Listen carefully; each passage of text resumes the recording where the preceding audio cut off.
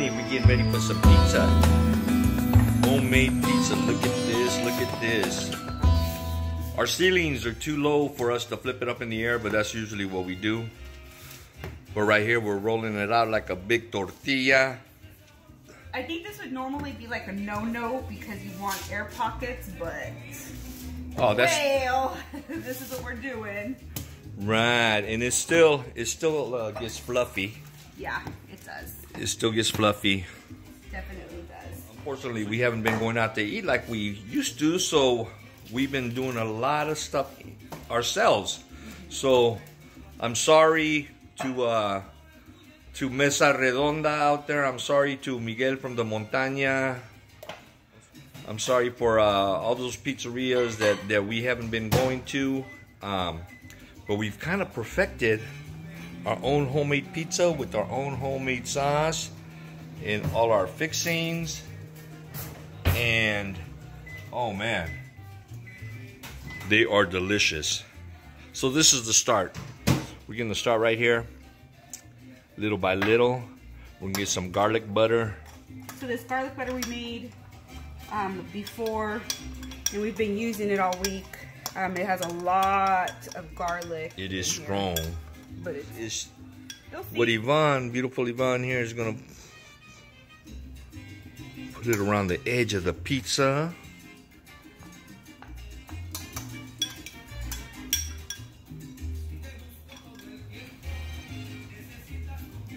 Yum, yum. It smells so good, that garlic. It's definitely not pizza for anyone dieting. Definitely not. Yes. And again, all these videos that we put up, they're basically our own recipes that we just made up. We're not following any rhyme or reason, or we're not following any particular recipe. Now here we go. What do we got? We got some string cheese right here, mozzarella. Mozzarella, look at that. It's going around the edge. Talk about cheesy stuffed pizza crust. OMG. Delicioso. So we've experimented with our stuffed crust a couple different ways. I found that right now this is about these are 6 different cheese sticks, mozzarella cheese sticks, and it works better if you leave them whole like this, but I cut them into thirds. So and here's the rolling. Here's the fun part.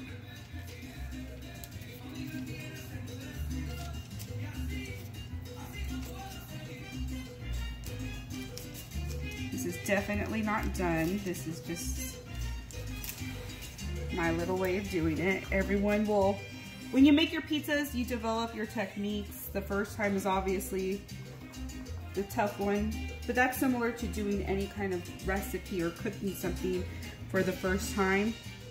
Doesn't always come out exactly the way you wanted. It gives you an opportunity to learn the first time and then perfect it on your own.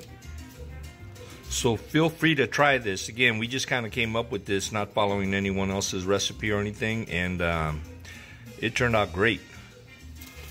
So see how she began, didn't go all the way through, and then now on the second pass, I'm gonna roll it all the way around. Tuck it in a little better. That's what I'm doing. Tuck it in, baby. So another thing you'll notice is that I have this on parchment paper. I learned a couple of times after making pizza, it makes it a lot easier to transfer to the oven when you have parchment paper. Another thing that you don't get to see is that I have a pizza stone in the oven. The oven's preheating. When you have a pizza stone, you want to have it in the oven before you turn it on. That way it could preheat and temper correctly. You don't have to have a pizza stone, by the way. No. Right. And this alleviates all that flour on the countertops.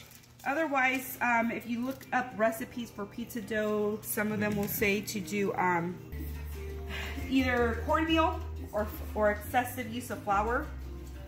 This is my homemade pizza sauce, by the way. It's not spaghetti sauce. This is actually thicker. This is pizza sauce that we've made here.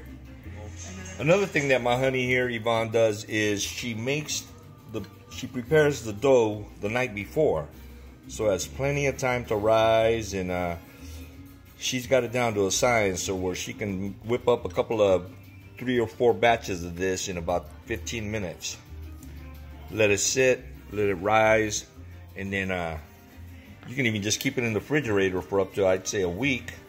That way when you feel like a pizza, it's just as quick as rolling it out, adding the ingredients, throwing it in the oven, and 30 minutes later, homemade pizza, delish. And you can put whatever. The good thing about homemade pizza is you can put whatever you want on it.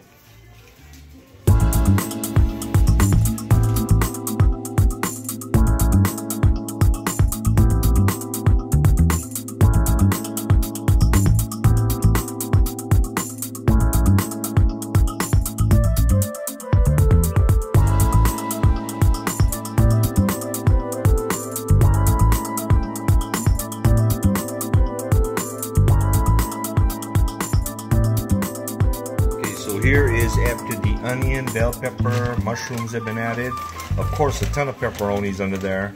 2 layers of different cheeses, plus the cheese in the crust, and now another topping, another smothering of cheese on the top. And that's going to be ready for the oven. Okay, but we got to switch these out. And now here comes number 2.